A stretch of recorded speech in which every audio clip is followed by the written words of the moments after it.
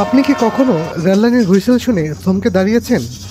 রেললাইনের পাশ দিয়ে যাওয়ার সময় কানে এসেছে সেই টিকটিক ঝিকঝিক শব্দ। ভাবছেন এই রেলপথ, এই রেলগাড়ি এবং এর ইতিহাস সব কিভাবে শুরু হলো? আজ চলুন ফিরে যাই সময়ের চাকা ঘুরিয়ে, জানি বাংলাদেশের রেলগাড়ির ১৫০ বছরের ইতিহাস, যেখানে শুধু ট্রেন আর স্টেশন নয়, আছে আমাদের স্মৃতি, সংগ্রাম আর অগ্রগতির গল্প। বাংলাদেশের রেলগাড়ির ইতিহাস প্রায় ১৫০ বছর পুরনো। ১৮৬২ সালে প্রথম রেল লাইন চালু হয় নারায়ণগঞ্জ থেকে ঢাকা পর্যন্ত। এটি ছিল ১৪ কিলোমিটার দৈর্ঘ্য। তখন ব্রিটিশ শাসন আমলে কলকাতা থেকে পণ্য আনা নেওয়ার জন্য এই রেল লাইন তৈরি হয়েছিল। এরপর ধাপে ধাপে রেল নেটওয়ার্ক বিস্তৃত হতে থাকে। ১৮৭৮ সালে চালু হয় ঢাকা নারায়ণগঞ্জ এবং ঢাকা ময়মনসিংহ রেল লাইন। ১৮৯৫ সালে ব্রহ্মপুত্রের উপরে শুরু হয় মিটার গেজ লাইন।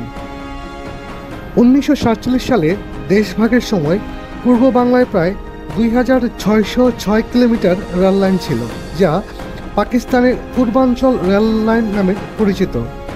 ১৯৭১ সালের মুক্তিযুদ্ধের পর বাংলাদেশের রেলের জন্ম হয়।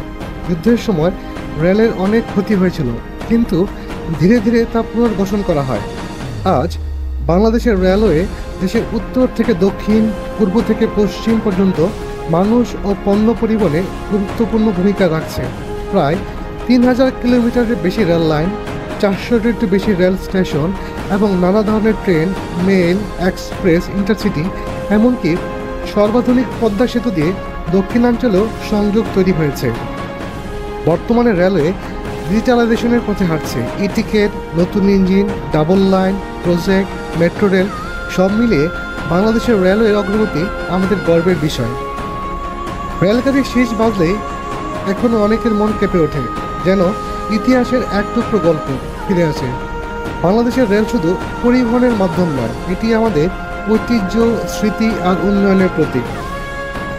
এতক্ষণ পাশে থাকার জন্য সবাইকে অসংখ্য ধন্যবাদ। সবাই চ্যানেলটিকে সাবস্ক্রাইব, লাইক এবং শেয়ার করবেন।